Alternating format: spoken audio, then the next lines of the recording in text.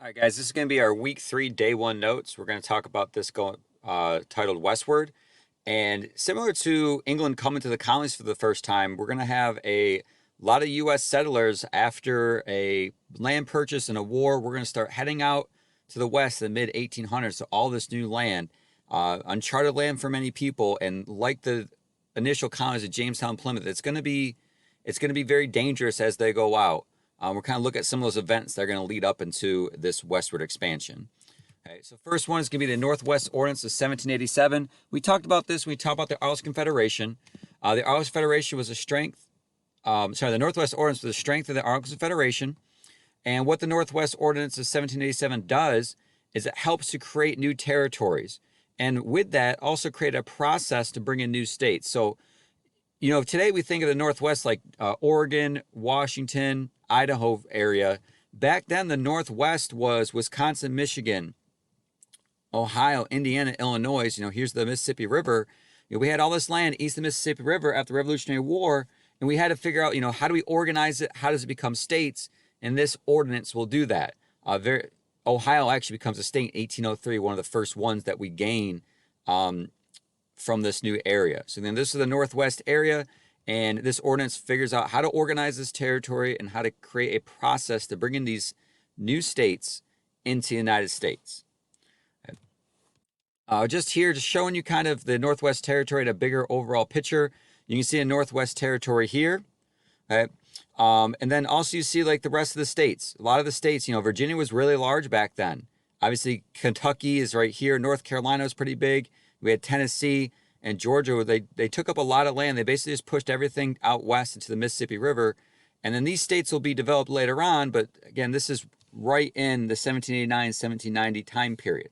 Okay, you see the Louisiana here, which is controlled by Spain, which will go back to France in 1801. Spain had a ton of land. Spain before even England was colonizing had a major role in American colonization. They were actually the richest country out of colonization up until the 1800s. And there's a lot of unclaimed territory here. No one's really been there yet. This is Oregon today, and we're going to head out that way eventually. Next one is going to be talking about the Louisiana Purchase, which was going to be bought by Jefferson from France. Napoleon will be the king of France at that time period. And the reason for the sale of this was that France is basically taking over all of Europe in this time period. Napoleon's trying to conquer Europe, and to help raise money for the war effort, he's going to sell Louisiana to the United States. We initially only wanted control of the Mississippi River, which is this kind of squiggly line right here, and then also the Port of New Orleans. And the reason for that is, we know the roads were the rivers back then. It would only make sense to get control of the largest river, which was the Mississippi River. Also, New Orleans is one of the busiest ports in that time period. So get control of that port and that river would be great for trade. We initially only want this. But what happens is Napoleon says, hey, instead of, say, purchasing New Orleans and the Mississippi River for $10 million, we'll give you all of this for $15 million. Best example, imagine if you went to Best Buy and you showed up to the desk at Best Buy. They're like, all right, you can buy this one DVD for 20 bucks. Or you can go back into the store and purchase 99 more DVDs for an extra $10. And that's pretty much what we got.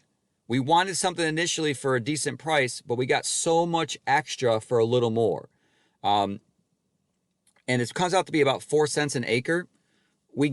Out of this, we gained a lot of land, which doubles the size of our country. We gained control of the Mississippi River, okay, which again, that line, and we gained control of the Port of New Orleans, which is, again, a large port back then. Ironically, with this purchase, though, it will be against Jefferson's strict interpretation of the Constitution. Kind of a hypocritical of him to purchase this. Jefferson will be talking about how, strict interpretation means you got to follow the Constitution word for word. Well, in the Constitution, it has nothing to do with the government purchasing land. So he's going to kind of go off his interpretation to get it. Now, looking at it from a historical standpoint, was this a great purchase? Absolutely. Will we fault him for going against his interpretation? No. But back then, people will question him being, because he was a staunch, strict interpretation of the Constitution guy. People are going to question his actual motives with that. Okay. And then Louisiana Purchase will lead to these people, which is going to be Lewis and Clark. And then be 1804 to 1806. Lewis and Clark are going to be sent by Jefferson to try to find a water route to the Pacific Ocean. Okay, and here's their route. They're going to start in St. Louis. They will head up in red up the river, and then they will actually get to the Pacific Ocean. But the key here is they don't make it by water. There is no water route from the east to west coast. Again, going back to that, like the slide before, the rivers are the roads back then. So we are trying to find the quickest way across the country, which would be by water. It doesn't happen, but we do make it the Pacific Ocean in Oregon country. And they'll head back in the blue. They actually split up explore a couple other areas, meet up, and come back to St. Louis. A lot of people actually thought that they died because they were gone so long. Imagine if you were sent away to go explore something, and 3 years later, 2 years later, you hadn't come back yet. But then they did come back to St. Louis, and the biggest thing that's going to happen when they come back is that they're going to publish their journals about the journey. So every day they're writing down what they're seeing. Nature, animals, the type of geography, the mountains, the trees. They're talking about all that stuff. And when they publish these journals, people are going to read them. And the biggest thing is it's going to lead to rapid Western migration. So people are going to read these journal entries and are going to be motivated to start out west. Like, wow, look at all these animals. Look at all this land that's available. Let's start heading out, which will lead to famous trails, most particularly think the Oregon Trail. We'll actually play the Oregon Trail in class one day, or for maybe for an out-of-class assignment. And they're going to start heading out west in masses. And again, just like we talked about before, a lot of them will die. Almost every 10th of a mile, someone's going to die along the way out to Oregon. Okay, because you have to live off the land. There's the climate, especially in the winter, it gets a little rough. You're going to have interactions with Native Americans, interactions with animals, specifically snakes, and also grizzly bears for the first time. So that's going to be pretty interesting as they go out west. Then right here is a picture of Lewis and Clark. And then they were actually led by a famous teenage girl called Sacagawea. She was 15 years old. She actually had a kid at the time, and she's going to lead 50 men out west.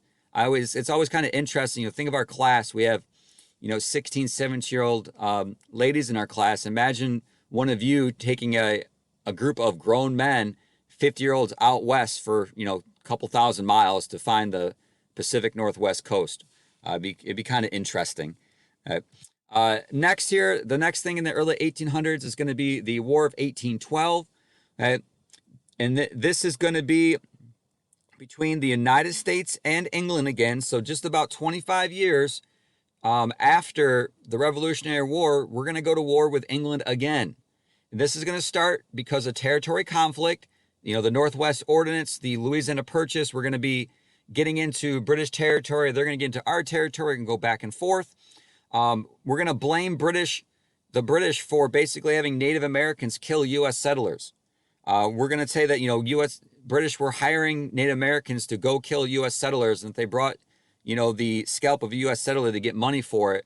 And then another thing that was happening was called impressment of U.S. sailors. And what impressment is that on the high seas, Britain will actually stop American ships, like right here in this picture above here, and basically they will force U.S. sailors to work for the British. Okay, think of like FedEx and UPS. FedEx is out delivering packages, and UPS stops the FedEx trucks, and by armed conflict, they'll go to the UPS guy. Sorry, man, we're taking all your stuff, and you work for us now. And that's what British ships were doing. They're stopping these U.S. ships here. They're taking the cargo, and they're forcing them to work for British sailors. If something like that happened today, we would not tolerate it.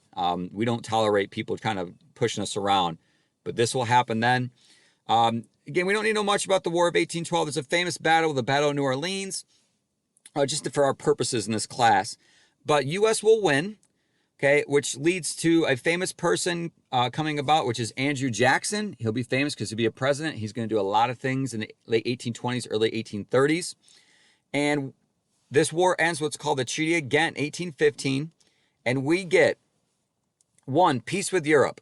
So for about 100 years, we're not going to have any conflict with European countries, specifically Britain. Okay? We're going to have increased nationalism. Nationalism is the idea that there is pride in your country. We use the term America. Okay, we felt a lot of pride in our country in that time period. You know, think about it. We just defeated the greatest military power in the world at the time, not once, but twice. Okay, you know, we're going to think pretty good of ourselves after that. Also, we're going to have increased U.S. trade because Britain is not stopping our trade anymore. We'll have increased trade with European countries and Britain. Britain will make a lot of money off of us in the mid to late 1800s. So it's to their best interest to keep us trading with them because their people at home are making a bunch of money as well. And then also, because of this war, the U.S. is going to look inward to expand, which means that we're going to want to start expanding our country westward. Okay, we defeat this strong country. We think we can do anything, and we'll start pushing further and further west. And we'll talk about that in class. The term's called manifest destiny. One event that's interesting about the U.S. War of 1812 is that you actually have the White House be burned. Britain will actually go all the way down into Washington, D.C. and burn the White House. Again, we'll struggle to initiate this war, but we will eventually win it.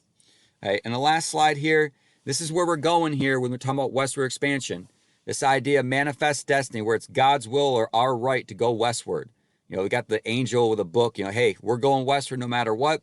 You're going to have people literally walking, riding horses, riding in wagons. Eventually, when trains come about in the mid 1800s, we're going to go through that.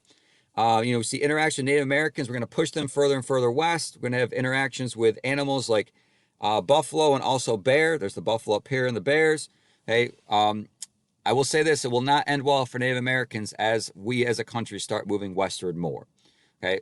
All right, guys. So that's going to be it for this section of slides. And we hope you guys have a good day.